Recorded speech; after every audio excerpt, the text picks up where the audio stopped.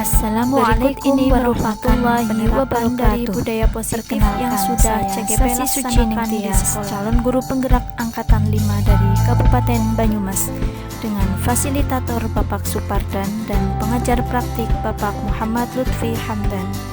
Pada kesempatan kali ini saya akan memaparkan hasil aksi nyata saya pada modul 1.4 Budaya Positif. Uraian kegiatan aksi nyata. Yang pertama, mengimplementasikan konsep-konsep inti dalam modul budaya positif di lingkungan kelas. Dan yang kedua, membagikan pemahaman dan pengalaman dalam menerapkannya kepada rekan-rekan. Dan untuk tindakan yang dilakukan sebelum kegiatan aksi nyata adalah sharing diskusi dan meminta izin kepada kepala sekolah tentang penerapan budaya positif di lingkungan kelas, serta membagikan pemahaman dan pengalaman budaya positif kepada rekan guru lainnya.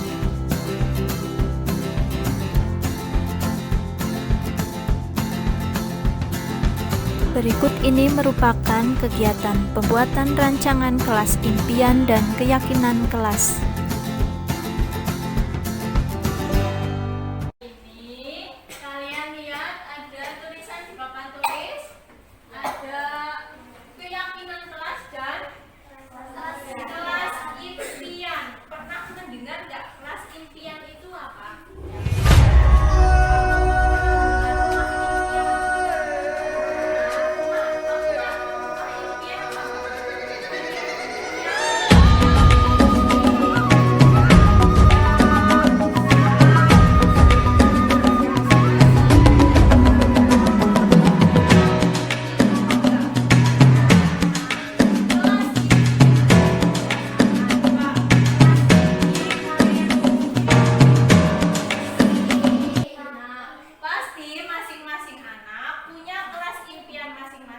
Mungkin ada yang bersih, pengen nyaman, tidak ada keributan.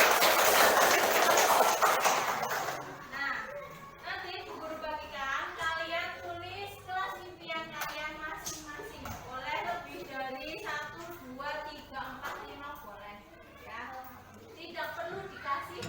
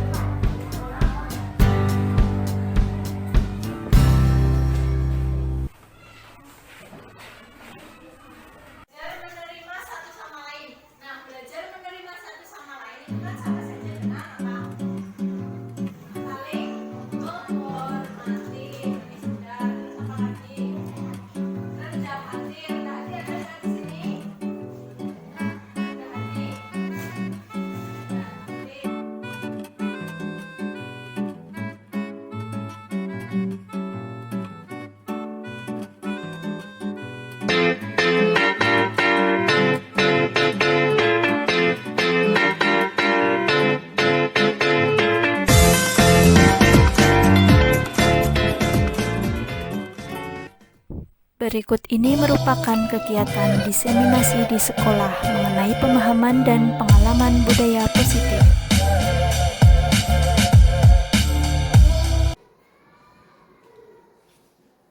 Assalamualaikum warahmatullahi wabarakatuh.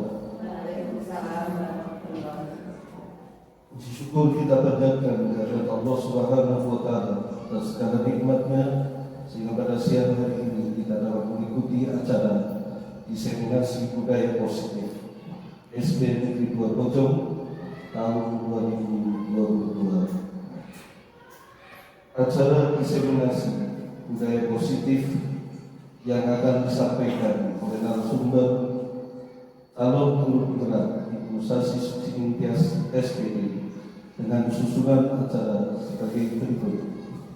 Acara yang pertama, pembukaan. Acara yang kedua, menyanyikan lagu kebangsaan Indonesia Raya. Acara yang ketiga, sambutan dari Ibu Kepala Sekolah. Acara yang keempat, diseminasi budaya positif. Acara yang kelima, tanya jawab. Dan acara yang terakhir, penutup. Mengingat waktu yang sudah siap, marilah kita masuki acara yang pertama, yaitu pembukaan. Marilah acara diseminasi budaya positif pada siang hari ini kita buka dengan melafazkan basmalah. Kami ikuti. Bismillahirrahmanirrahim. Acara yang kedua, menyanyikan lagu kebangsaan Indonesia Raya. Hadirin dimohon berdiri.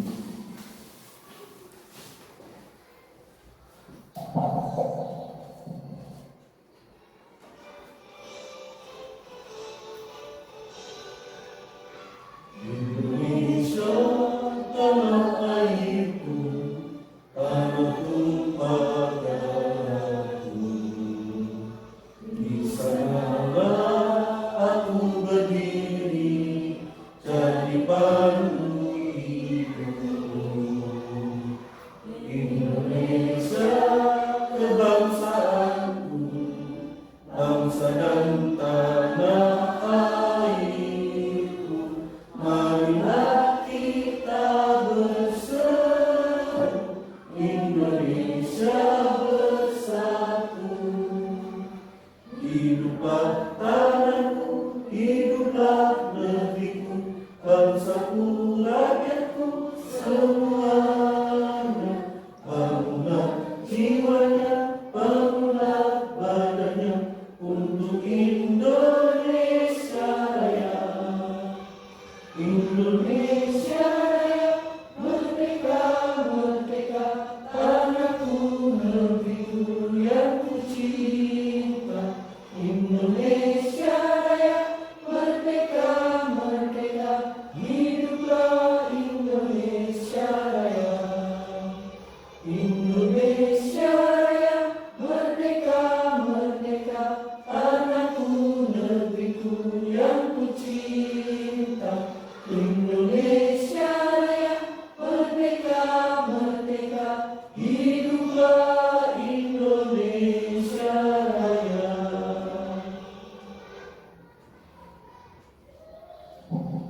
Hadirin dipersilakan duduk kembali. Memasuki acara yang ketiga, sambutan dari Ibu Kepala SPDT 2 Pojok.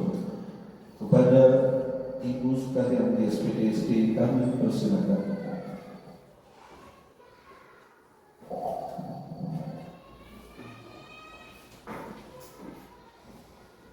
Bismillahirrahmanirrahim. Assalamualaikum warahmatullahi wabarakatuh. Yang saya hormati Bapak Ibu Guru SD Negeri 2 Pojok. Alhamdulillah, puji syukur marilah kita panjatkan kepada junjungan Nabi Agung kita Muhammad.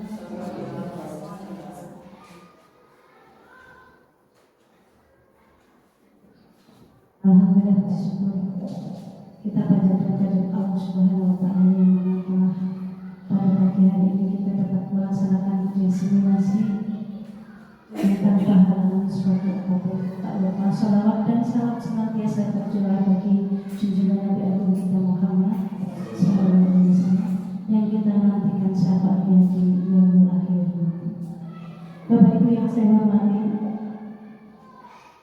hari ini adalah diseminasi untuk guru penggerak ya. Saya ucapkan selamat dulu kepada Bu Sasi Sucilintias yang telah lolos untuk mencapai guru penggerak yang tinggal beberapa langkah lagi ya. Dan harapan saya semoga guru-guru yang lain juga segera mendaftarkan sebagai calon guru penggerak berikutnya. Yaitu sudah dibuka lagi untuk gelombang 8, 9, 10 mulai tanggal 1 sampai dengan 30 September. Karena ini wajib untuk mendaftar, monggo jenengan mendaftar kembali siap ya Bu Hia. Monggo banyak Bu Hia, Bu Ida, Bu Eti, Mbak Eka, Pak Mamun, monggo siap selanjutnya. Pak Fatah sekalian. Nah, nanti kalau sudah selesai, Bu Sasi, giliran panjenengan semua yang mengikuti. Ternyata acara di sini banyak banget ya, banyak banget maksudnya apa? Banyak sekali untuk peningkatan bagi pendidikan di sekolah kita ya. Sekarang kita setiap hari sudah melaksanakan seperti membaca Asmaul Husna ya. Asmaul Husna kan setiap hari. Kemudian pembiasaan bertambah serta kunjungan lakon liriknya juga bertambah ya. Saya sudah lakon lirik ya. Yang kunjungan wali murid ya, kunjungan siswa ke rumah-rumah wali murid. Ternyata di sana siswa-siswa kita ya, walaupun 5 hari kerja sekarang semakin bagus ya.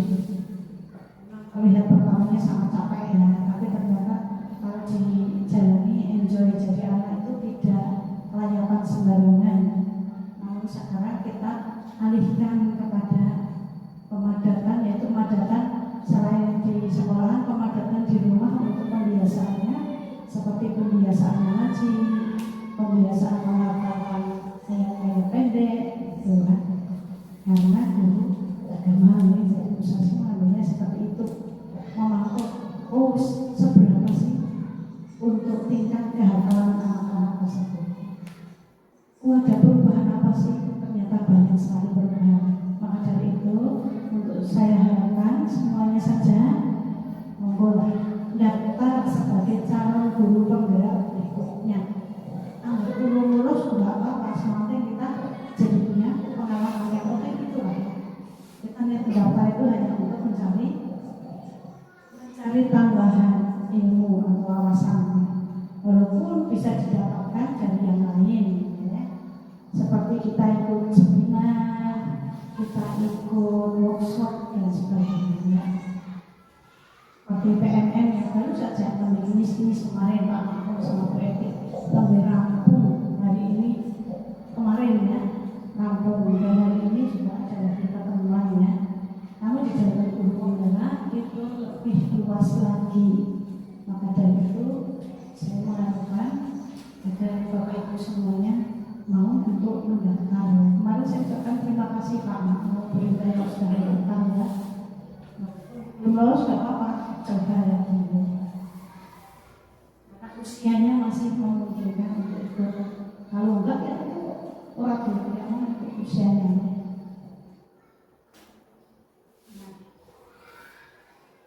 Semoga untuk diseminasi yang praktik ini adalah pembiasaan kita sehari-hari, betulnya ya.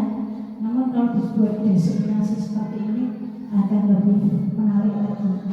Monggo kita semua mengikuti diseminasi ini dan tanyakan gali potensi yang ada, tanyakan semuanya ya, agar guru penggeraknya itu juga lebih aktif. Monggo kita bertanya sebenarnya dan bagaimana kita saling sharing di sini. Mumpung ada Ibu Sasi yang sedang jadi calon guru penggerak, mudah-mudahan kita ini nanti Ibu Sasi dengan sukses. Alhamdulillah, amin. Lebihnya saya mohon maaf. Wassalamualaikum warahmatullahi wabarakatuh.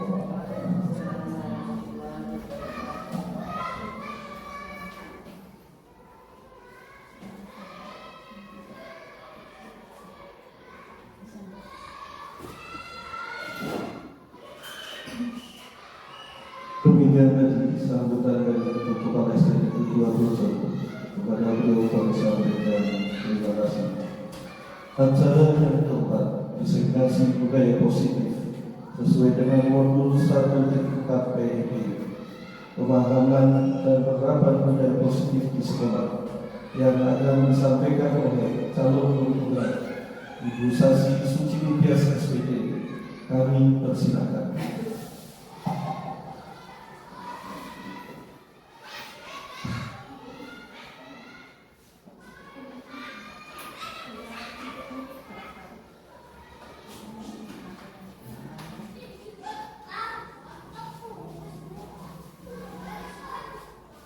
Assalamualaikum warahmatullahi wabarakatuh. Alhamdulillahirabbil alamin wa bihi nasta'in ala umuri dunya waddin. Wassalatu wassalamu ala asyrofil anbiya'i wal mursalin wa ala alihi wa sahbihi ajma'in, amma ba'd. Yang terhormat Ibu Kepala SD Negeri 2 Bojong, Bapak Ibu rekan sejawat yang saya hormati pula, alhamdulillah bersyukur marilah kita panjatkan kehadirat Allah Subhanahu wa taala yang telah memberikan kita berbagai banyak nikmat sehingga kita bisa berkumpul dalam acara sosialisasi vaksin nyata ini dengan keadaan sehat walafiat. Sehat semua gitu Bapak Ibu. Alhamdulillah. Salam serta salam semoga senantiasa tercurah kepada junjungan kita Nabi Muhammad Sallallahu Alaihi Wasallam, sang suri tauladan yang kita nantikan syafaatnya, dan semoga kelak kita semua termasuk ke dalam golongan orang yang mendapatkan syafaatnya di yaumil qiyamah. Amin ya rabbal alamin. Bapak Ibu yang saya hormati, terima kasih atas kehadiran Bapak Ibu dalam acara ini. Sebelumnya saya ingin menyampaikan bahwa tujuan dari diadakannya acara ini, acara diseminasi budaya positif mengenai pemahaman dan pengalaman budaya positif yang sudah saya praktekkan ini terkait dengan kegiatan pendidikan calon guru penggerak yang sudah saya ikuti kurang lebih 2 bulan ini, dan saya sudah menyelesaikan satu modul, yaitu modul 1. Modul 1 terdiri dari 4 submodul, dari modul 1.1 sampai modul 1.4. Nah, di modul 1.4 ini saya ditugaskan untuk melaksanakan diseminasi atau pengimbasan dari materi yang saya dapatkan di dalam pendidikan CGP ini kepada rekan sejawat di SD masing-masing. Jadi, nuwun sewu Bapak Ibu, di sini bukan berarti saya menggurui Bapak Ibu, tapi saya mengajak Bapak Ibu untuk berdiskusi bersama. Kita sharing-sharing mengenai budaya positif. Saya yakin Bapak Ibu di sini sudah memiliki banyak pengalaman, bahkan ilmunya lebih-lebih dari saya. Makanya ayo kita sharing bersama, kita diskusi bersama mengenai penerapan budaya positif ini. Ya, selamat datang para guru hebat. Mari belajar bersama, berkolaborasi, saling mendukung demi terwujudnya disiplin positif di sekolah kita tercinta ini. Nah, ini ada 4 dari modul 1 yang terdiri dari modul 1.1 sampai 1.4 mengenai filosofi pemikiran Ki Hajar Dewantara, nilai dan peran guru penggerak, visi guru penggerak, dan yang terakhir ini budaya positif. Nah, dari materi ini semua, ini tujuannya itu cuma 2, yaitu mewujudkan peserta didik yang berprofil pelajar Pancasila dan mewujudkan merdeka mengajar. Nah, Bapak Ibu, coba ini ada salah satu dari tokoh pendidikan, siapa ya? Ki Hajar Dewantara. Dari pemikiran Ki Hajar Dewantara ini sangat mengubah paradigma, terutama saya ini pemikirannya itu sangat bagus, gitu. Nah, ini ada dasar pendidikan Ki Hajar Dewantara. Intinya itu menuntun. Jadi tujuan dari pendidikan menurut Ki Hajar Dewantara itu, pendidikan itu adalah menuntun segala kekuatan kodrat yang ada pada anak-anak agar mereka dapat mencapai keselamatan dan kebahagiaan yang setinggi-tingginya, baik sebagai manusia maupun anggota masyarakat.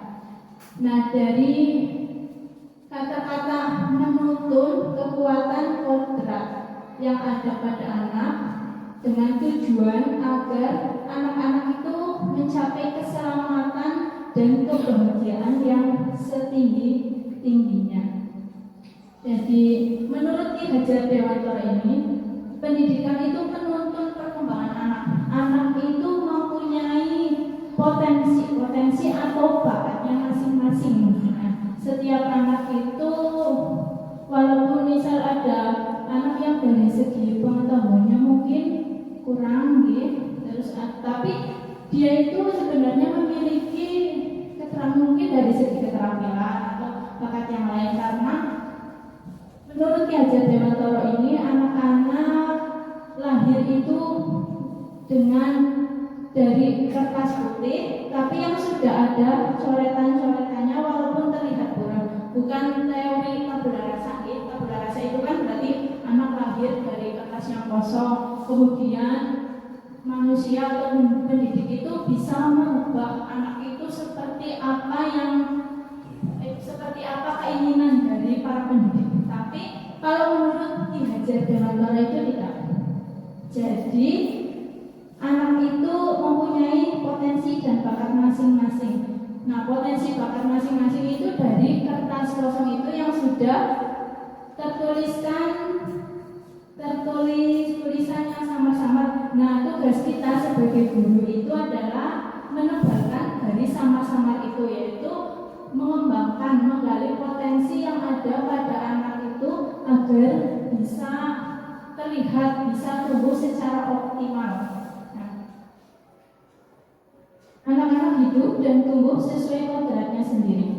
Pendidik hanya dapat merawat dan menuntun tumbuhnya kodrat itu. Nah, Ki Hajar Dewantara itu mengumpamakan pendidik itu seperti petani. Petani yang menanam, misal petani menanam biji jagung. Nah, kira-kira biji jagung itu kalau ditanam tumbuhnya jagung atau padi? Jagung, Nah, menurut Ki Hajar Dewantara itu seperti itu. Jadi guru itu hanya biji jagung tadi itu di petani. Nah, petani kan hanya bisa menyirami, memupuk, terus merawat dari biji jagung itu agar nanti tumbuh menjadi jagung yang baik, yang bagus ya. Tidak mungkin biji jagung itu nanti akan tumbuh berubah menjadi padi. Nah, seperti itu dari filosofi pendidikan Ki Hajar Dewantara. Jadi anak-anak itu sudah memiliki bakat dan potensinya masing-masing. Tugas kita itu hanya bisa menebalkan, mengembangkan bakat atau potensi yang ada pada peserta didik kita. Kemudian mengenai pembelajaran dengan paradigma baru. Pembelajaran dengan paradigma baru dirancang berdasarkan prinsip pembelajaran yang terdiferensiasi, sehingga setiap siswa belajar sesuai dengan kebutuhan dari tahap perkembangannya untuk mewujudkan profil pelajar Pancasila. Nah, mengenai pembelajaran terdiferensiasi ini, apalagi sekarang kita sudah di kelas 1 dan 4, kurikulumnya sudah merdeka, Bapak Ibu. Nah, dalam kurikulum merdeka ini kita dituntut untuk melakukan merdeka belajar. Merdeka belajar itu bukan berarti anak itu bebas, mau langsung melaksanakan tes atau enggak, terserah, yang bebas. Anak mau belajar atau enggak, terserah, bukan seperti itu. Tapi kita itu harus melaksanakan pembelajaran yang berpihak pada anak. Nah, misalnya ada di dalam kelas ada 20 anak. Nah, dalam 20 anak itu tidak mungkin 20 anak itu semuanya itu pandai, pintar. Mesti ada beberapa anak, 1-2 anak yang kurang bisa memahami pelajaran. Nah, dari anak yang kurang bisa memahami pelajaran, misalnya di kelas 4. Di kelas 4 pelajaran matematika mengenai perkalian, pembagian misalnya. Kemudian ada anak yang jangankan perkalian pembagian, menghitung 1 sampai 10 aja, jumlahan aja susah. Nah, anak di kelas 4 itu dia itu bisa mengikuti pembelajaran di fase A. Fase A itu berarti untuk kelas berapa, kelas 1 dan 2. Itu tidak apa nih Bapak Ibu. Jadi tidak harus karena anak itu di kelas 4 di fase 2 berarti anak itu harus mengikuti kurikulum di fase 2. Itu tidak seperti itu. Mungkin nanti kalau seperti itu anak akan semakin tertekan. Terus kita juga bingung ya sebagai guru mau seperti apa nanti nilainya kan di bawah KKM seperti itu. Kemudian nah ini mengenai budaya positif. Nah dalam menerapkan budaya positif diperlukan pemahaman dan penerapan terhadap. Nah ini ada beberapa teori motivasi hukuman dan penghargaan. Kemudian ada keyakinan kelas, disiplin positif, dan nilai-nilai kebajikan universal, kebutuhan dasar manusia, 5 posisi kontrol, dan segitiga restitusi. Nah ini yang nanti akan kita diskusikan, akan kita pelajari bersama-sama ya. Nah dalam rangka menciptakan lingkungan positif, salah satu strategi yang perlu kita tinjau kembali adalah penerapan disiplin di sekolah kita. Apakah telah efektif? Ataukah masih perlu ditinjau kembali? Apa sesungguhnya arti dari disiplin itu sendiri dan apa kaitannya dengan nilai-nilai kebajikan? Coba menurut Bapak Ibu, perilaku disiplin di sekolah kita bagaimana? Apakah sudah efektif? Sudah efektif belum ya? Belum? Atau nah ternyata ada beberapa dari peserta didik kita yang masih kadang belum ya, belum sempurna. Nah, mendengar dari kata disiplin, coba mendengar kata disiplin yang ada di pikiran Bapak Ibu itu berarti bagaimana? Kalau mendengar disiplin, gimana berarti? Aturan, hukuman, sanksi. Nah, karena kalau disiplin itu sudah membudaya dalam kebiasaan kita itu terkait dengan tata tertib, peraturan, hukuman, dan itu merupakan perilaku yang tidak nyaman. Kalau disiplin, harus menaati peraturan, nah itu kan berarti kan tidak nyaman. Padahal disiplin positif adalah pendekatan mendidik anak untuk melakukan kontrol diri dan pembentukan sebuah kepercayaan diri. Disiplin positif menanamkan motivasi untuk menjadi orang yang mereka inginkan dan menghargai diri sendiri dengan nilai-nilai yang mereka percaya tanpa terpengaruh adanya hukuman atau hadiah.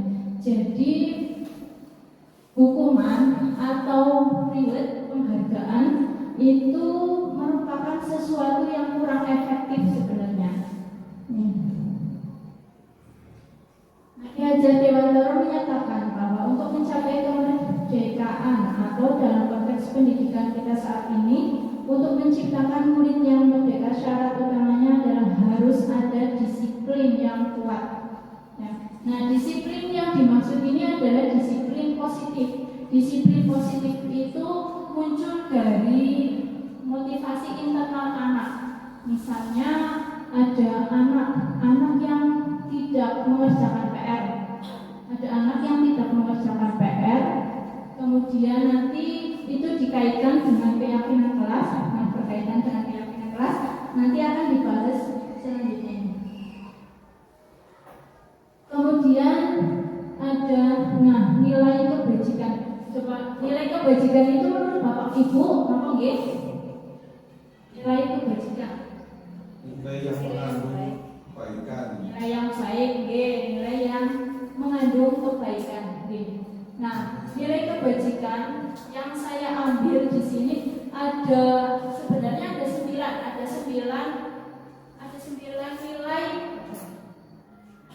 nilai dalam nilai kebajikan.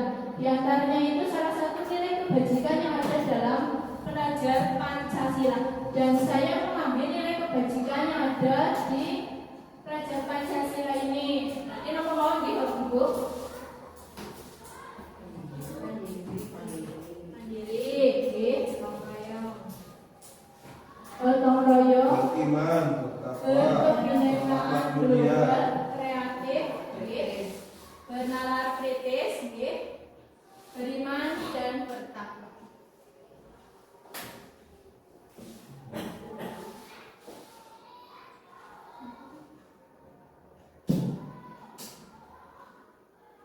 Sambungkan Bluetooth Anda. Nah, Diana Gosen menyatakan ada 3 motivasi perilaku manusia. Nah, perilaku peserta didik kita itu sebenarnya itu karena adanya ketiga dari motivasi ini. Salah satu dari 3 ini. Yang pertama ada untuk menghindari ketidaknyamanan atau hukuman. Terus ada untuk mendapatkan imbalan atau penghargaan dari orang lain. Dan yang ketiga ini untuk menjadi orang yang mereka inginkan dan menghargai diri sendiri dengan nilai-nilai yang mereka percaya. Nah, dari ketiga motivasi perilaku manusia ini, misalnya seperti ini. Kalau hari Senin itu kan anak-anak ada aturan untuk memakai topi besi gitu ya. Nah, mungkin ada beberapa anak yang memakai topi, dasi, sepatu itu dengan alasan karena untuk menghindari ketidaknyamanan. Misalnya, biar nanti tidak mendapatkan hukuman. Ya. Terus ada anak yang ada anak yang mengerjakan PR, ada anak yang mengerjakan PR itu biar nanti tidak dimarahi sama guru, pak guru, biar tidak mendapat hukuman. Itu berarti anak itu motivasinya itu karena untuk menghindari hukuman atau ketidaknyamanan. Kemudian yang kedua, jadi di dalam motivasi perilaku yang pertama ini nanti apa yang akan terjadi? Anak itu memikirkan apa yang akan terjadi apabila misalnya tidak melakukannya. Nah, misal ada anak yang datang ke sekolah terlambat, nanti kalau aku datangnya terlambat, nanti apa yang akan terjadi denganku? Jadi kemudian anak itu akan berangkat lebih giat lagi biar tidak dihukum. Kemudian yang kedua, untuk mendapatkan imbalan atau penghargaan dari orang lain. Apa yang akan saya dapatkan apabila saya melakukannya? Misalnya ada seperti kemarin saat saya di kelas 4 itu saya mempraktekkan pembelajaran dengan strategi kartu, bermain kartu. Anak-anak mengurutkan ayat-ayat di kartu, terus saya bagi dengan kelompok-kelompok. Nah, nanti kalau yang pertama mengurutkan, guru kasih hadiah. Itu berarti kan anak-anak melakukan itu karena dari ribet ya. Terbukti ketika kelompoknya si Fahru itu karena di pas kedua itu kan saya tidak memberikan hadiah. Nah, Fahru itu melangkah hadiah. Nah, gitu. Berarti kan ini karena dari motivasi untuk mendapatkan imbalan atau penghargaan. Terus misal ada lagi ada anak yang datang ke sekolah kemudian melaksanakan piket, itu ada juga sebagian anak yang karena ingin menghindari ketidaknyamanan atau yang kedua untuk mendapatkan imbalan atau penghargaan.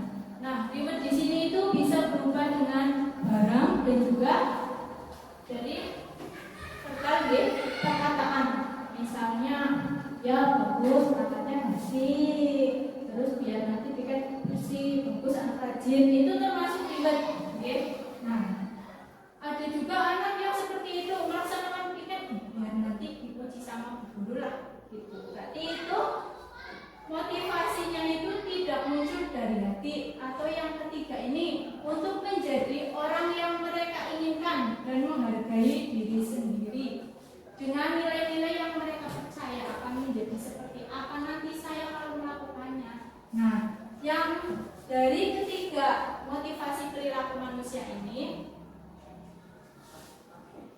yang ke-1, 2 ini adalah motivasi eksternal. Motivasi eksternal berarti tidak tumbuh dari dirinya, dari dalam, tetapi karena biar tidak dihukum, kemudian biar mendapat hadiah, biar dipuji. Terus kalau yang ketiga ini untuk menjadi orang yang mereka inginkan. Nah, yang ketiga ini adalah motivasi internal. Motivasi yang timbul dari diri anak itu sendiri.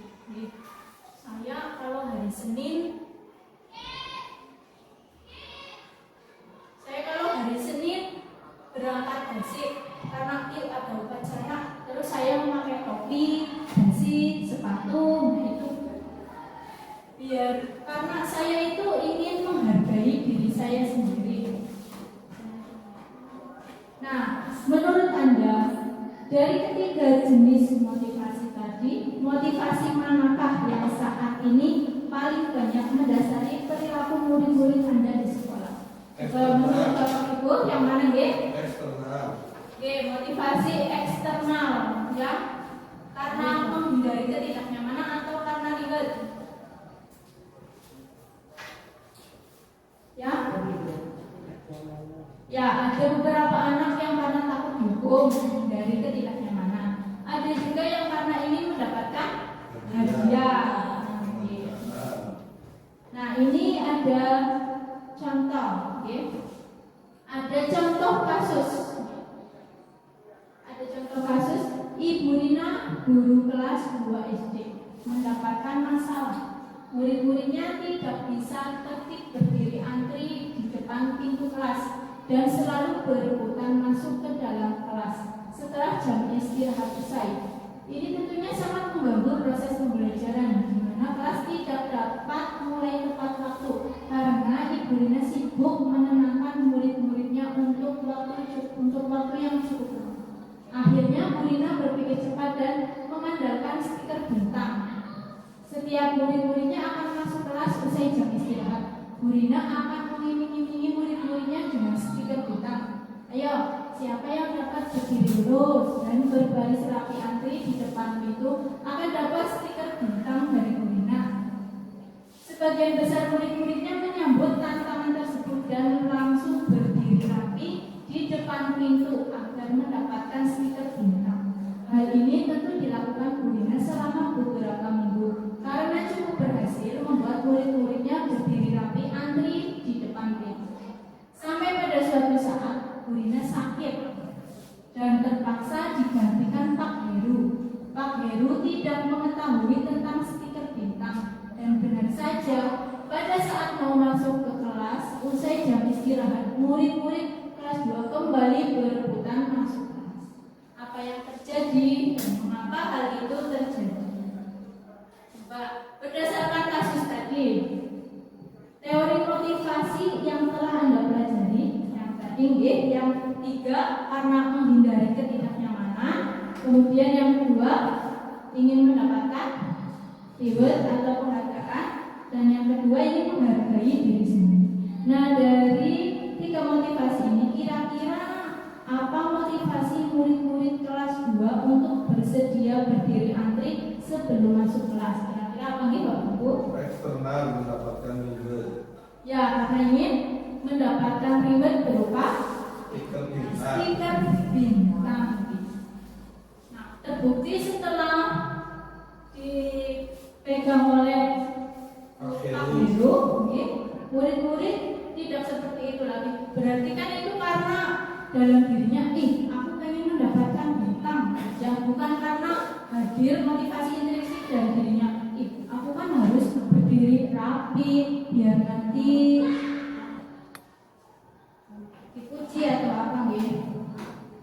Kemudian yang kedua adalah cara lain agar murid-murid kelas 2 bersedia antri di depan kelas tanpa diberi penghargaan stiker bintang. Coba kira-kira ada cara lain nggak? Ada. Nah, ada cara lain bagaimana Pak? Dengan diberi sanksi kalau yang tidak mau antri. Nah, itu berarti kan kita kembali dengan ya tadi yang nomor 1, padahal yang terbaik tadi nomor 3. Nah, karena ini sudah membudaya di masing-masing di setiap sekolah biasanya hanya mengandalkan kalau tidak untuk mendapatkan penghargaan, berarti kalau ingin mendapatkan sanksi. Padahal yang harus kita kembangkan, yang harus kita tumbuhkan itu yang ketiga. Nah, cara lain itu bisa dengan menerapkan budaya positif, menumbuhkan perilaku positif dalam diri murid dengan keyakinan kelas. Nah, Alfikon mengatakan baik penghargaan maupun hukuman adalah cara-cara mengontrol perilaku seseorang yang menghancurkan potensi untuk pembelajaran yang sesungguhnya. Karena dengan baik penghargaan, kalau penghargaan murid nanti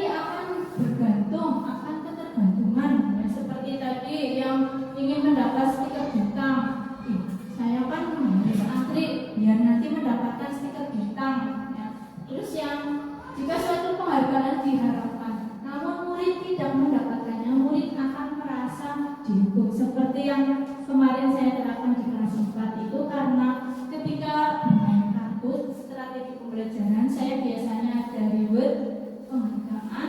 Nah kemarin saya tidak memberikannya, ada. Nah itu di kelompok yang menang, dia itu merasa kecewa. Nah hadiahnya mah dulu, orang hadiahnya kayak gitu.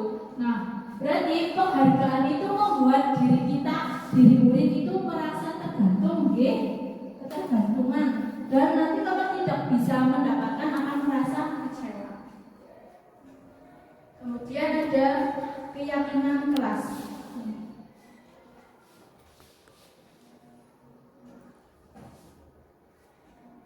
Keyakinan kelas merupakan salah satu budaya positif yang dapat dikembangkan dan diterapkan di kelas.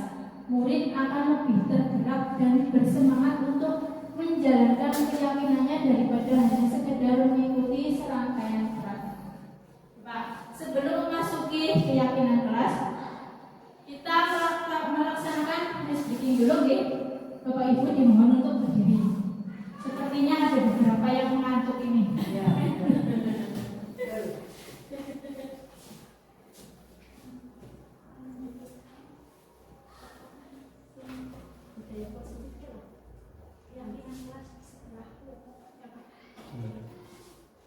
Ambil contoh. Mulai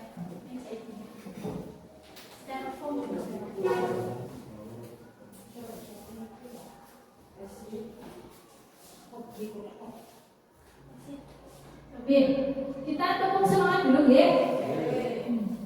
Tepuk semangat. Tepuk semangat.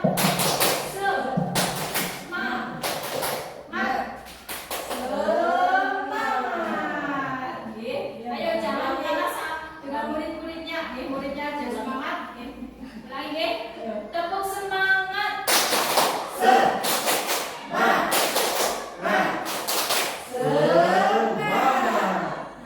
Kalau saya bilang siapa kita, Bapak Ibu guru menjawab guru SD Negeri 2 Bojong. Kemudian kalau saya bilang guru SD Negeri 2 Bojong, teladan, bergerak, semangat, teladan. Bergerak, semangat, teladan. Siapa kita? Guru SD Negeri 2 Bojong. Guru SD Negeri 2 Bojong. Bergerak, semangat, teladan. Tepuk tangan.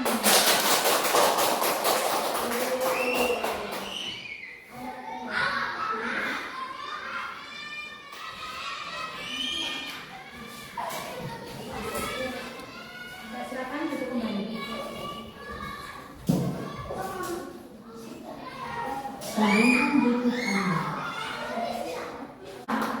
Nah, untuk yang selanjutnya mengenai keyakinan kelas.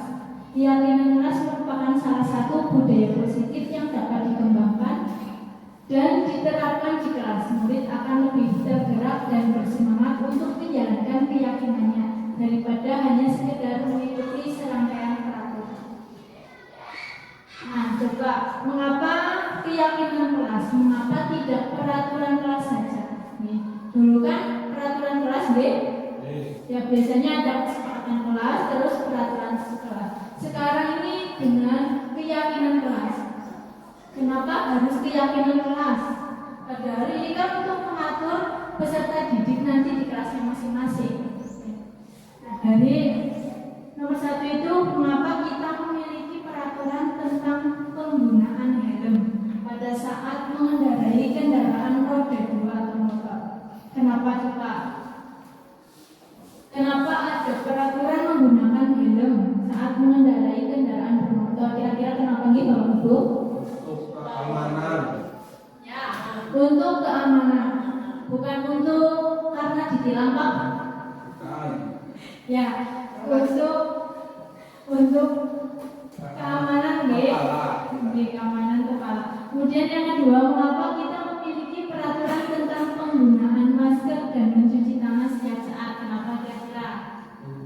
menjaga kesehatan. Ya, menjaga kesehatan, nggih. Nah, itu kan berarti motivasi itu tumbuh dalam diri kita, nggih. Motivasi apa? Intrinsik, bukan ekstrinsik. Kalau ekstrinsik berarti karena ya tidak dibilang. Nah, itu berarti motivasi ekstrinsik. Kemudian prosedur pembuatan keyakinan kelas. Nah, kemarin saya menerapkan pembuatan keyakinan kelas di kelas 6 nih kepada guru kelas 6 karena saya tidak mempunyai kelas, jadi saya meminjam anak-anak di kelas 6. Nah, dari dalam membuat keyakinan kelas itu yang pertama adalah murid menulis kelas impian dan keyakinan kelas masing-masing. Bapak Ibu punya rumah impian tidak? Saya pengen rumah yang seperti ini misalnya. Pernah terbesit di hati Bapak Ibu tidak, nggih? Oke. Nah, terus untuk kelasnya, saya pengen nanti kelas saya seperti ini. Ada tidak, nggih? Nah, ini juga untuk peserta didik. Saya yakin peserta didik itu saya kepengen kelas saya seperti kemarin yang di kelas 6 itu banyak rata-rata peserta didik itu saya pengen kelasnya aman Bu, bersih, tidak ada yang bertengkar gitu misalnya. Terus semuanya nanti dapat menyelesaikan tugas dengan baik, tidak ada yang mengejek, ada ngadani. Nah, kemudian saya jelaskan kelas impian itu seperti apa, terus keyakinan kelas itu apa. Nah, saya bagikan kartu post-it di masing-masing murid, kemudian murid menulis kelas impian dan keyakinan kelasnya masing-masing. Kemudian setelah itu menempelkan di kartu post-it. Nah, seperti ini. Ini post-itnya. Nanti peserta didik menempelkan di sini masing-masing. Ini kemarin ada 19 anak.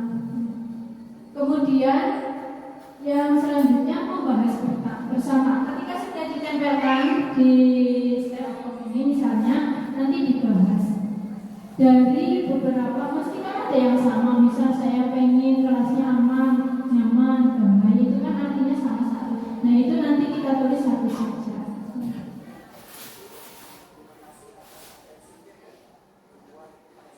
Kemudian yang selanjutnya menyerahkan kepada murid. Nah, setelah keyakinan kelas terbentuk dalam membuat kartunya, membuat keyakinan kelas seperti ini, kemarin saya menyerahkan sepenuhnya kepada peserta didiknya. Saya membuat melalui Canva. Jadi peserta didik itu memilih sendiri mau warna kuning, hijau, biru, terserah sesuai dengan kesukaan peserta didik. Kemudian menggunting sendiri dan menempel sendiri. Saya menyerahkan semuanya ke peserta didik karena ini kan yang membuat peserta didik dan nanti yang akan menjalankan juga peserta didik itu sendiri. Dan ini hasil dari keyakinan kelas yang sudah saya buat di kelas 6.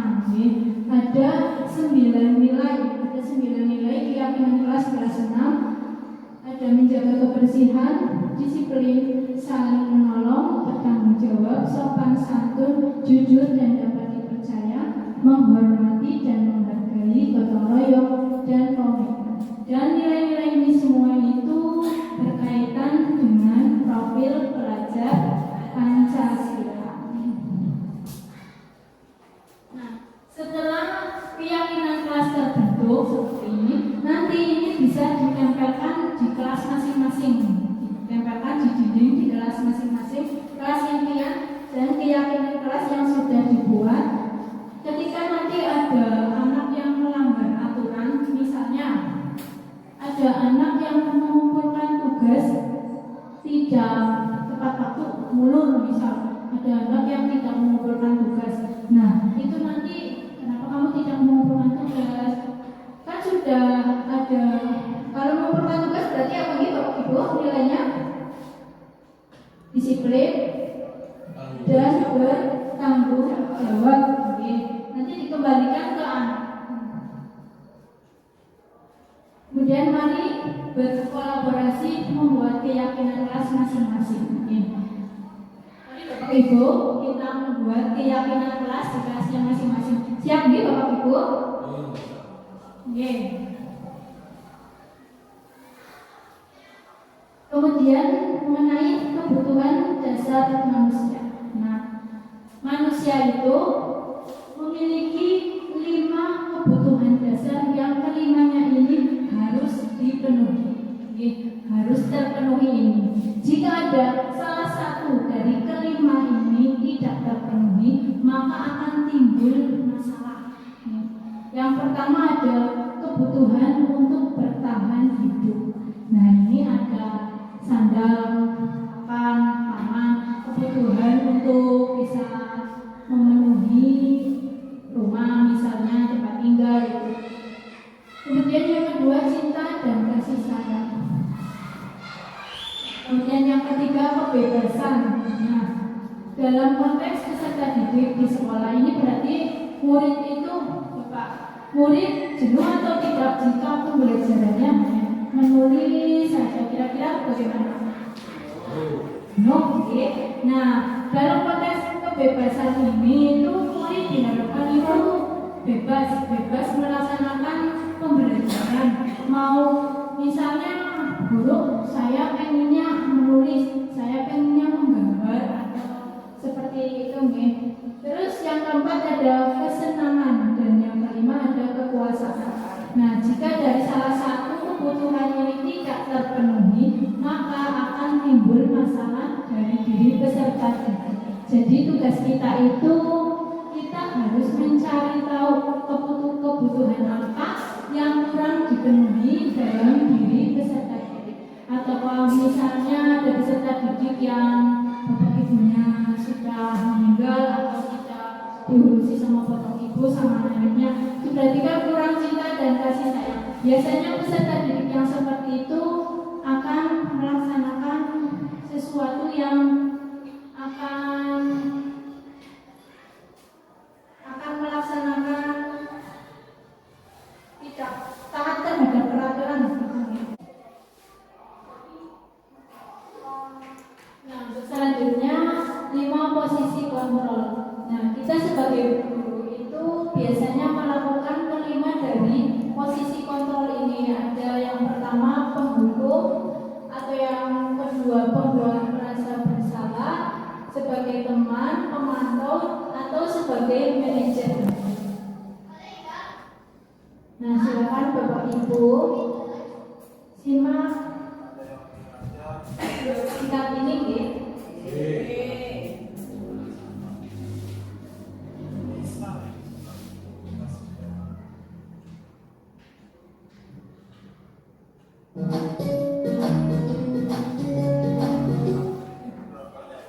Salam bahagia Ibu dan Bapak guru hebat.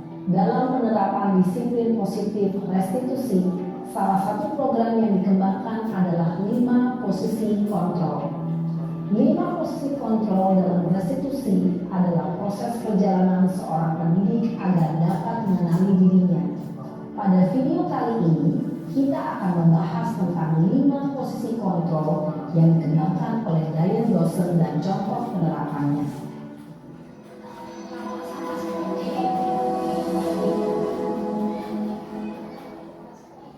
Lima posisi kontrol itu adalah 1. Posisi penghukum, 2. Posisi pembuat merasa bersalah, 3. Posisi teman, 4. Posisi pemantau atau monitor, dan 5. Posisi manajer.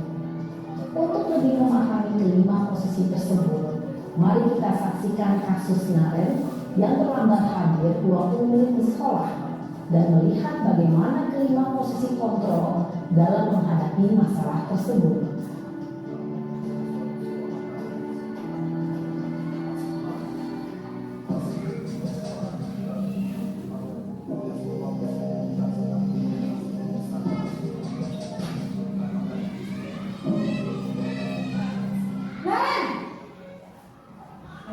Sini kamu. Selamat pagi Bu. Selalu terlambat.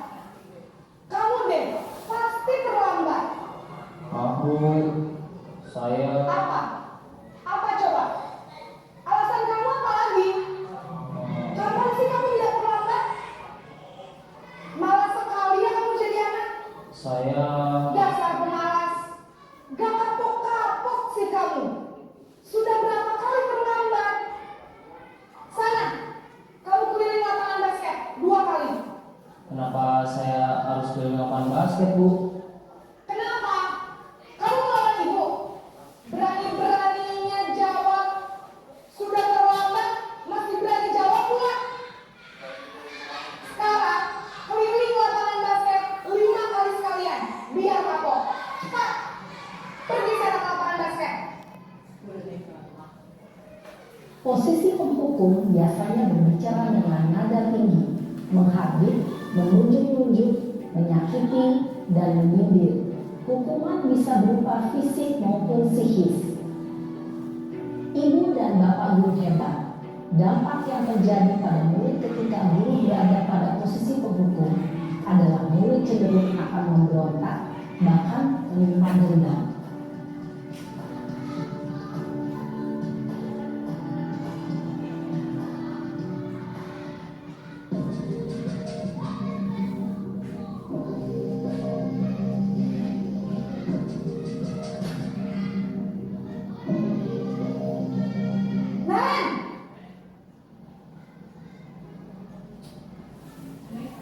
Selamat pagi, Bu. Naren, kamu kenapa terlambat lagi, nak? Ya Tuhan, Naren, kamu senang ya bikin ibu susah ya? Kalau kamu terlambat lagi, nanti ibu yang ditegur bapak kepala sekolah, nak. Disangka ibu tidak bisa membina kamu. Duh, gimana ini? Maaf, Bu. Duh, Gusti Naren, kamu suka ya kalau ibu ditegur bapak kepala sekolah? Terus, sekarang ibu harus tulis apa yang di buku absen? Ini kamu sudah sering terlambat loh. Ibu harus apa coba? Maaf, Bu. Maaf sekali. Ya sudah, lain kali jangan bikin ibu susah lagi ya, nak ya. Ibu tidak akan kuat lagi kalau kamu gini terus. Bisa jantungan kalau ibu tegur bapak kepala sekolah. Sana cepat ke kelas. Maaf ya, Bu. Maaf sekali. Posisi pembuat rasa bersalah berbicara dengan nada tenang, cenderung lembut. Namun kata-kata yang diutarakan membuat murid merasa menjadi orang yang gagal, memandang buruk dirinya sendiri, merasa tidak berharga, dan tidak sanggup membahagiakan orang lain. Ketika guru mengambil posisi pembuat rasa bersalah, murid akan menganggap dirinya yang bersalah dan ia akan menyimpan emosi negatif tersebut di dalam dirinya.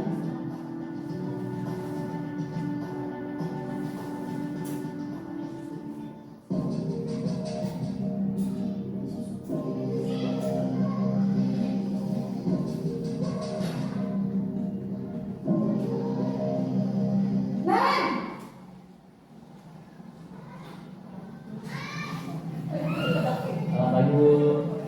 Wah, sudah jam berapa ini, nak? Terlambat lagi ya, sayang. Iya, Bu.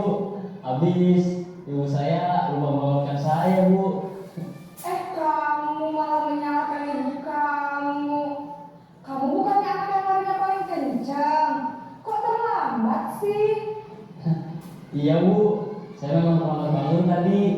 Jadi biarpun saya lari kencang, tetap gak kesenjang, Bu. Ya sudah sana.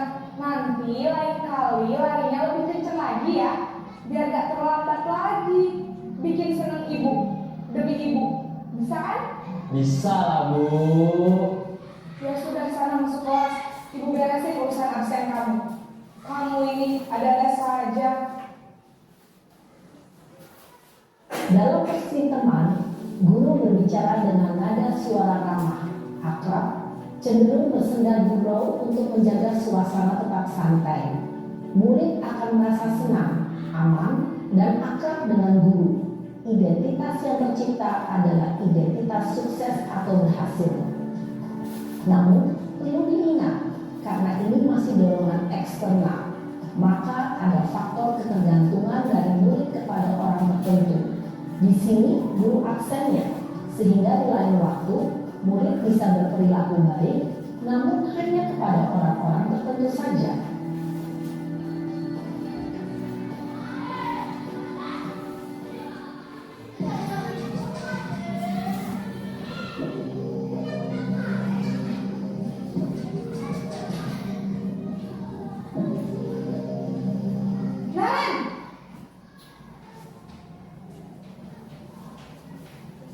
Selamat pagi Bu. Naren, apa peraturan sekolah kita tentang jam berapa kita harus masuk sekolah, nak? Kita harus di sekolah jam 7 Bu. Iya betul, sekarang sudah jam 7.20. Naren sudah tahu konsekuensinya jika terlambat hadir. Paham Bu, saya harus tinggal kelas pas jam istirahat selama 20 menit. Iya benar, konsekuensinya demikian. Jadi nanti jam 9.30 pas istirahat, kamu harus tinggal di kelas, kerjakan tugas tambahan untuk ketertinggalan kamu, ya? Baik Bu. Posisi pemantau mengandalkan penghitungan atau data untuk mengontrol murid. Guru mengarahkan murid berdasarkan peraturan dan konsekuensi. Seorang pemantau menunjukkan bahasa tubuh dan ekspresi wajah yang datar dan cenderung formal.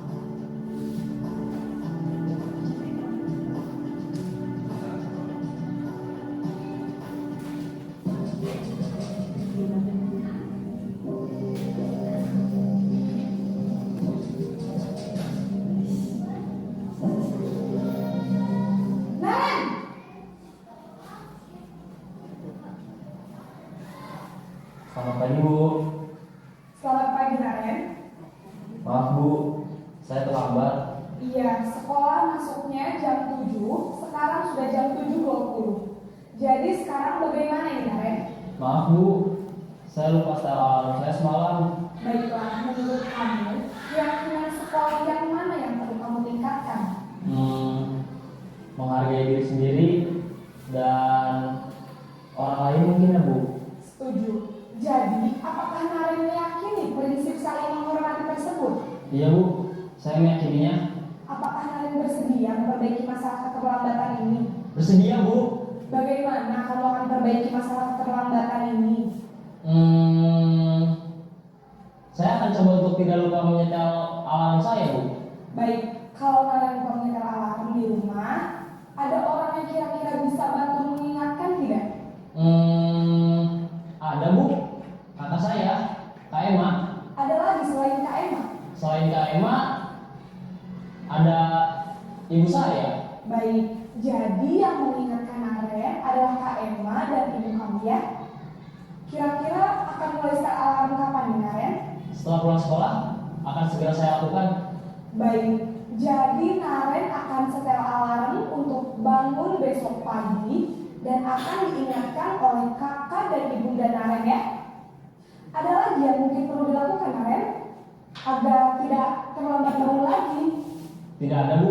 Baik, Naren, terima kasih untuk kerjasama kamu. Sekarang kamu perlu kembali ke kelas untuk belajar.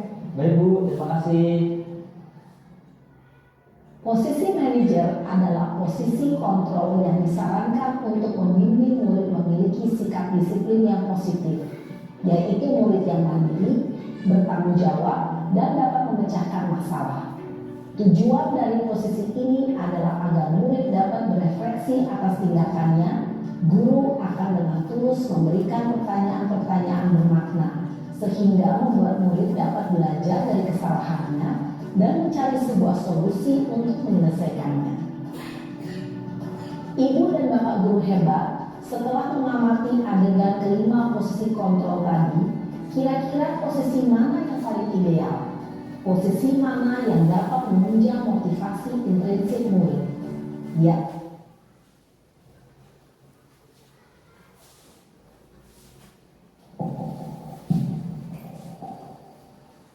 Nah, Bapak Ibu, dari 5 posisi kontrol tadi ada posisi penghukum, membuat merasa bersalah, posisi teman, pemantau, dan manajer.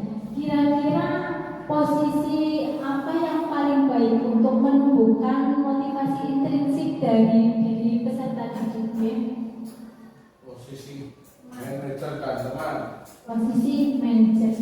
Nah, dari kelima posisi kontrol tadi, yang sering Bapak Ibu praktekkan itu posisi sebagai apa? Nah, ini saya ada post-it ya, kartu post-it, nanti saya bagikan kepada Bapak Ibu. Kemudian Bapak Ibu nulis di posisi kontrol yang sering Bapak Ibu lakukan selama ini, selama menjadi guru. Kemudian tulis juga di alasannya kenapa.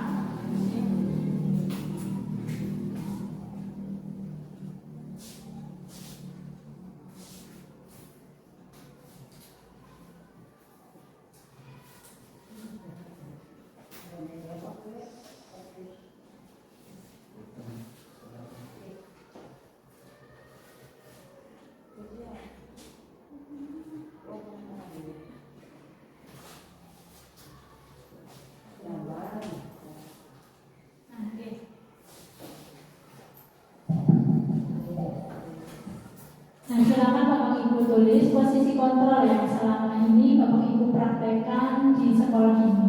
Nah, kemudian dari kelima posisi kontrol tadi, kira-kira yang paling baik dilakukan itu yang mana?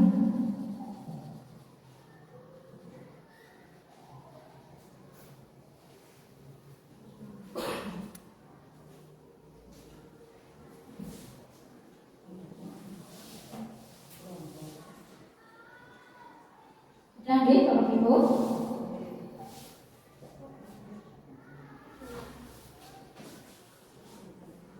Sudah benar nggih?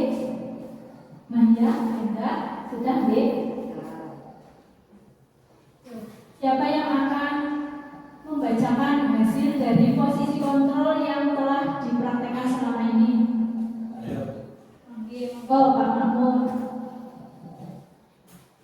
Ya, dari pengalaman yang sudah dilakukan pada ini adalah menghukum. Jadi sering sekali kami itu melakukan memberi hukuman kepada anak-anak yang melanggar. Walaupun peran yang lain posisi sebagai teman, manajer juga kadang-kadang kita lakukan. Terima kasih. Itu dari saya. Kita berikan plus untuk Pak Mahmud. Nah, ternyata dari kelima posisi kontrol tadi yang sering dilakukan oleh Pak Mahmud adalah posisi sebagai penghukum, ya Pak. Nah, padahal kira-kira posisi kontrol yang paling baik itu yang apa? Sebagai manajer, ya, karena dengan posisi kontrol sebagai manajer nanti akan mampu mengembangkan motivasi intrinsik dari diri peserta didik. Untuk selanjutnya mengenai segitiga restitusi. Sebelum melanjutkan ke segitiga restitusi, silakan Bapak Ibu berdiri terlebih dahulu. Kita rest sejenak biar tidak mengantuk.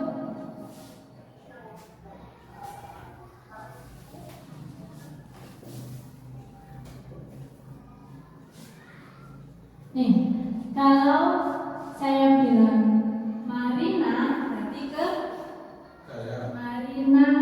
Di sini Marina menari bergulung-gulung seperti ini. Terus menari di atas seperti ini. Di atas menara. Oke, coba. Marina menari di atas menara. Yuk kita mulai deh. Marina di atas menari menara. Marina menari menara menari di atas. Marina menari menara di atas. Marina menari. Nah, sudah menghilangkan rasa kantuk ya Bapak Ibu? Nah, kita beri tepuk tangan untuk kita semua.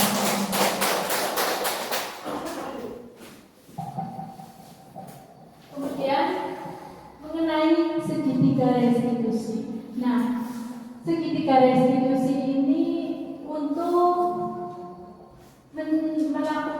melakukan atau untuk sebagai langkah-langkah dalam menangani permasalahan peserta didik ini. Nah, dalam segitiga restitusi ini ada 3 langkah. Yang pertama adalah menstabilkan identitas. Kemudian ada validasi tindakan yang salah dan menanyakan keyakinan. Nah, dari menstabilkan identitas ini, misalnya ada anak yang tidak mengerjakan PR. Ada anak yang tidak mengerjakan PR, kemudian kita tanya, kenapa tidak mengerjakan PR? Anak itu pasti menjawab, ya karena lupa misal. Nah, kita jangan langsung masa lupa-lupa terus langsung diberikan hukuman, kan? Jangan langsung diberikan hukuman, paham? Nah, kita dari menstabilkan identitas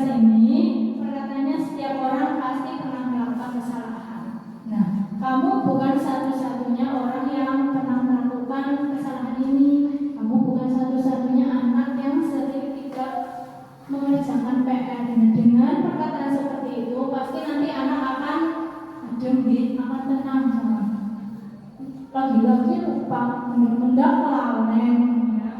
Nanti kalau diawali dengan perkataan seperti itu, anak akan semakin takut ya, malah nanti perilakunya tidak berubah.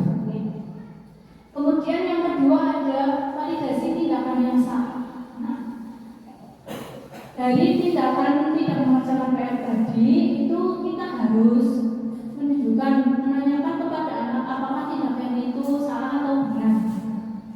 Terus ini bisa dilakukan dengan melontarkan kata-kata kamu tentu punya alasan mengapa melakukan itu, mengapa tidak mengerjakan PR. Kemudian yang ketiga ada menanyakan keyakinan kelas. Nah, keyakinan kelas yang sudah kita sepakati apa? Misalnya bertanggung jawab, Bu. Nah, kalau dalam bertanggung jawab berarti harus seperti apa? Nah, seperti itu penerapan segitiga restitusi.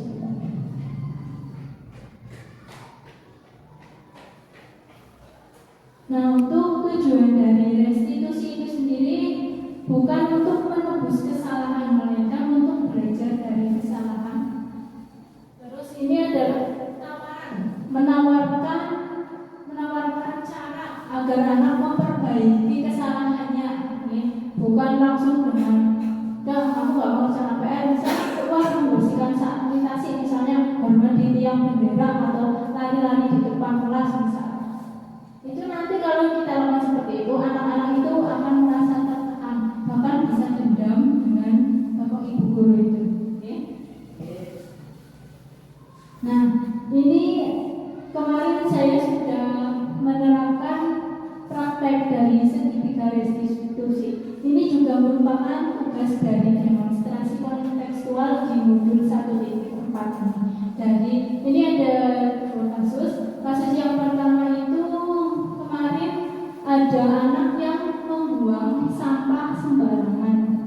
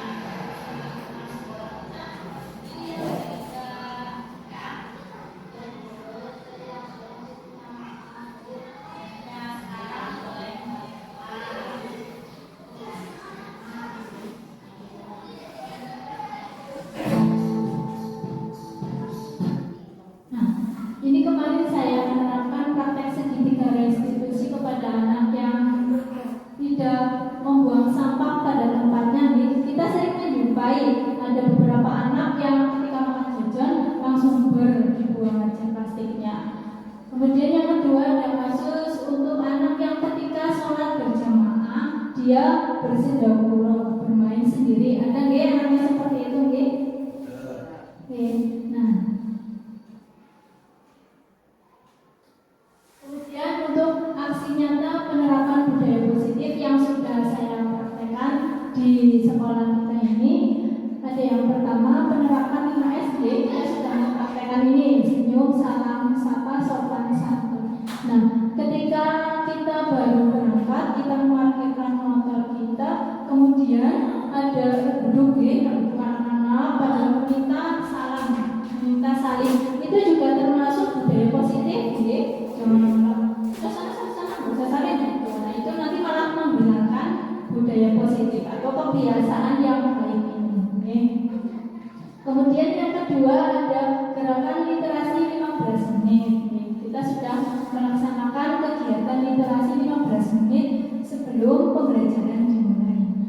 Ada kegiatan Gemanada Asmaul Husna, kemudian sholat zuhur berjamaah, dan religious record ini saya terapkan untuk peserta didik kelas 4, 5, dan 6. Nah, terima kasih. Salam guru penggerak, bergerak dan menggerakkan. Terima kasih atas perhatian dari Bapak Ibu. Demikian yang bisa saya sampaikan. Kurang dan lebihnya saya minta maaf nih. Sebelumnya yuk kita SBK lagi.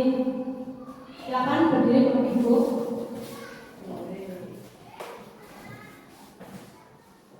Siapa kita? Guru SD Negeri 2 Bojo. Guru SD Negeri 2 Bojo. Bergerak, semangat, teladan. Tepuk semangat.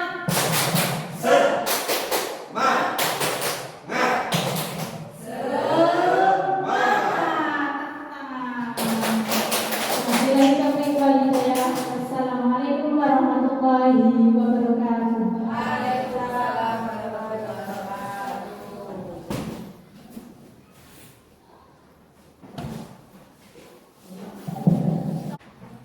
Demikian tadi materi diskriminasi yang sudah disampaikan oleh Bu Sasi. Sangat menarik ya Bapak Ibu. Kita beri plus yang meriah untuk Bu Sasi. Dan acara yang kelima adalah tanya jawab. Barangkali dari pemaparan yang sudah disampaikan oleh Bu Sasi tadi, ada yang masih ingin ditanyakan, kami beri kesempatan. Silakan. Monggo Bapak Ibu yang mau bertanya mengacungkan jari atau mengangkat tangan. Ya, Bu Soleman, silakan. Ya, monggo berdiri. Menghadap ke ibu-ibu peserta.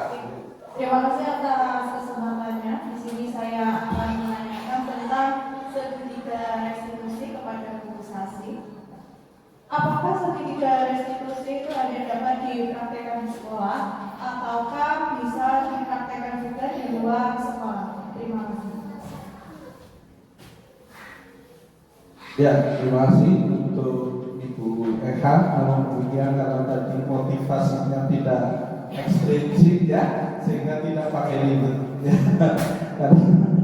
Karena tadi kita sudah mempelajari ribet dan bukan materi instruksi, sehingga tidak ada hadiah untuk yang bertanya, maksudnya seperti itu. Ya, silakan Bu Sasi, mau langsung dijawab atau?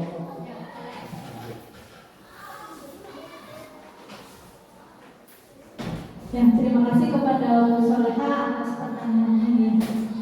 Jadi yang ditanyakan Bu Soleha, apakah dari praktek segitiga restitusi tadi itu hanya bisa dipraktekkan di sekolah atau bisa di luar sekolah? Misal contohnya di masyarakat atau nah, dari praktek segitiga restitusi ini ada 3 langkah. Yang pertama ada menstabilkan identitas, kemudian ada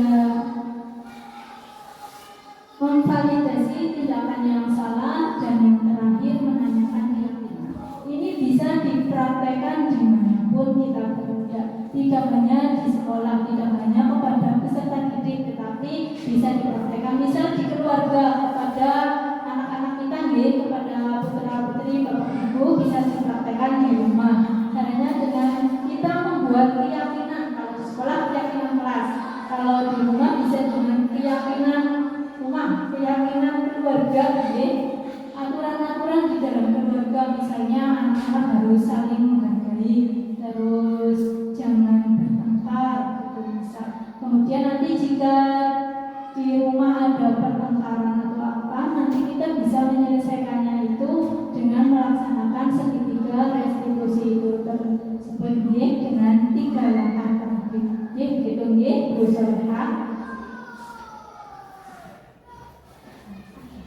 Terima kasih penjelasannya. Dan ada lagi Ibu Bapak, silakan. Ya, Bu Eti, saya beri kesempatan. Ya, boleh. Terima kasih atas kesempatan yang diberikan kepada saya. Saya mau bertanya, untuk memotivasi intrinsik di kelas 1 atau fase A, bagaimana cara menumbuhkannya kepada siswa?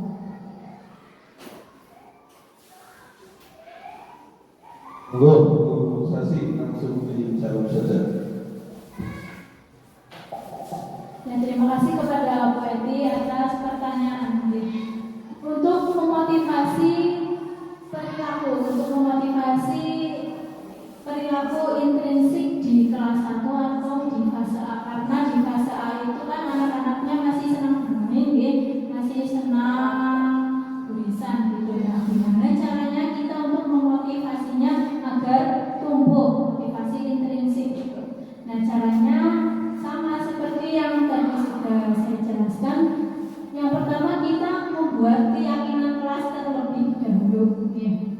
Di kelas kita membuat keyakinan kelas, misalnya tidak ada pertengkaran, harus saling menghargai, disiplin, bertanggung jawab atau apa itu.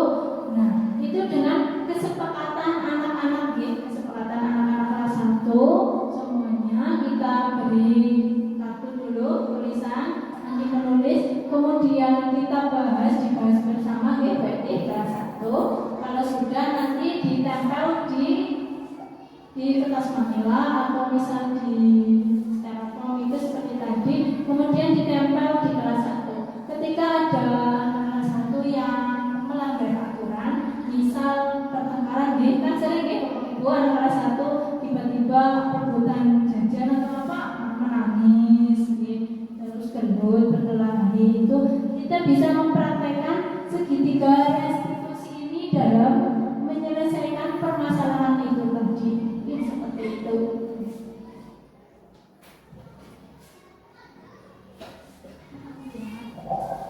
Terima kasih kepada Bu Eti yang sudah bertanya, sudah cukup jelas nih Bu Eti. Ya, saya kira untuk selanjutnya dari saya Bu Sasi, ini bukan pertanyaan tetapi lebih tepatnya kepada pengalaman pribadi, karena selama ini kalau di kelas saya itu lebih sering sebagai penghukum kayaknya daripada sebagai manajer. Dan ternyata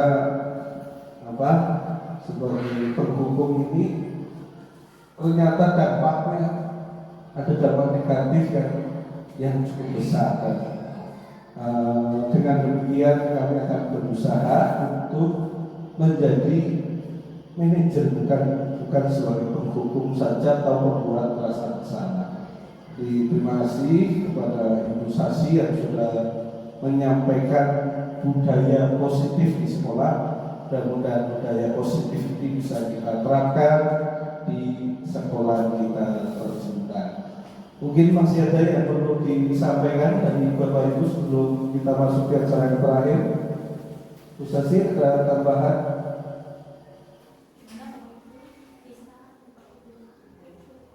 Cekap. Baik, acara telah kita lalui bersama, dan di acara yang terakhir itu penutup, marilah acara diseminasi upaya budaya yang positif, budaya positif di sekolah pada hari ini, Kamis 15 September 2022, kita tutup dengan melafazkan hamdalah. Alhamdulillahirabbil alamin. Dari kami selaku pembaca, apabila di dalam kesempatan ini terdapat hal yang keliru, kurang berkenan, yang mohon maaf yang seterus-terusnya.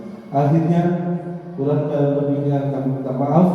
Wassalamualaikum warahmatullahi wabarakatuh.